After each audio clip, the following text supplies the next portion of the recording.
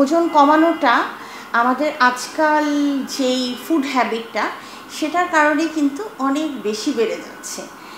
যেমন আমরা খুব বেশি অভ্যস্ত হয়ে পড়েছি বাইরের খাবারে, যেটাতে নাকি চিনি, ট্রান্স ফ্যাট, ফ্যাটটাও হচ্ছে স্যাচুরেটেড ফ্যাট থাকে। হ্যাঁ, তো যার কারণে অনেক বেশি 1 গ্রাম যদি কার্বোহাইড্রেট নেওয়া হয় তাহলে 4 কিলো ক্যালোরি আমাদের এসে যাচ্ছে হচ্ছে এনার্জি।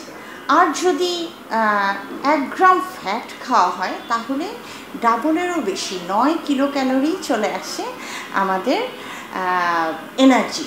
তো ইন দ্যাট কেস দেখা যায় যে খুব অল্প পরিমাণ খাবার, দেখা যায় খুব একটা বেশি খায়নি, কিন্তু বাইরের খাবারে সল্ট, তারপর সস, তারপর হচ্ছে এই যে ফ্যাটের পরিমাণটা এতই বেশি থাকে, আর কার্বস তো থাকেই।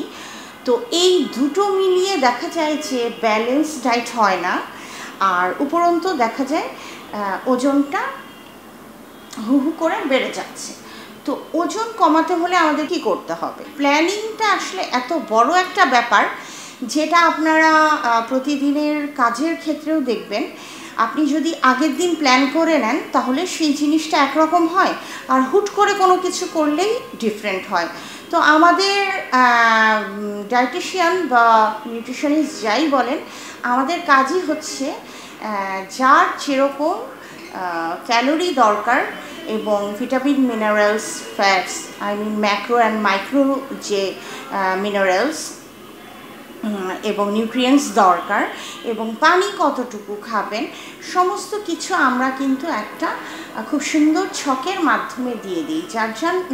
যার কারণে যেটা হয় যে খাবার নিয়ে খুব একটা টেনশন করতে হয় না, এটা প্রি প্ল্যান্ড থাকে সব কিছু, এবং সেই অনুযায়ী খুব সুন্দরভাবে আগে থেকেই বাসায় সেই বাজারগুলো এনে কিন্তু তৈরি করা যায়, এবং সেটা খুবই স্বাস্থ্যসম্মত হয়।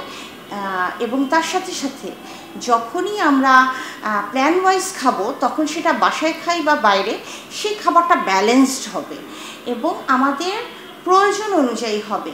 যার যেটা দরকার নেই দেখা যাবে যে সে সেটা খাচ্ছে, আর যার যেটা দরকার সেটা সে হয়তো নিচ্ছেই না। হ্যাঁ, এই খাবার থেকেই কিন্তু বিভিন্ন প্রবলেমগুলো তৈরি হয়ে যায়। সেটা আমরা বলবো যে মানে দিন দিন ওজন বেড়ে যাওয়া, অথবা কোনো না কোনো কারণে খাবারগুলো স্কিপ হয়ে যাওয়া, সে থেকে শুকিয়ে যাওয়া, যে কোনো প্রবলেমই হতে পারে। তো ওয়েটটা আসলে ম্যানেজমেন্ট, এইটা নট অনলি ফর যে আউটলুক, এটা কিন্তু আসলে আমরা যেন সুস্থ থাকি, আমাদের সুস্থতার জন্য আমাদের হাইট অনুযায়ী আমাদের কিন্তু ওয়েটটা হতে হয়।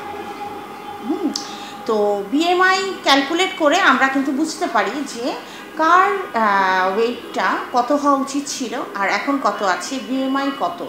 তো সেটা ক্যালকুলেট করে আমরা কিন্তু তার কার্বস কতটুকু হবে, প্রোটিন কতটুকু নেওয়া উচিত, তার ভিটামিন মিনারেলসগুলো সে নিচ্ছে কি না, বা তার খাবারের স্টাইলটা কেমন, হ্যাঁ, কোনটা কোনটা চেঞ্জ করতে হবে, এই জিনিসগুলো কিন্তু খুব সুন্দরভাবে আমরা বুঝিয়ে দিতে পারি।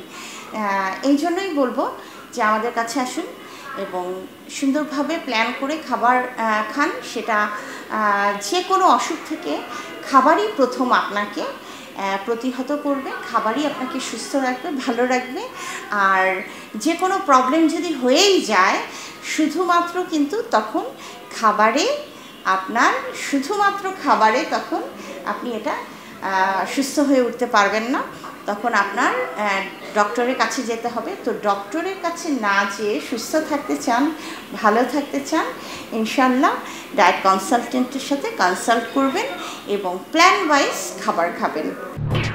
এলো খবরের কাগজ, নিখাত, নির্ভীক, নিরপেক্ষ।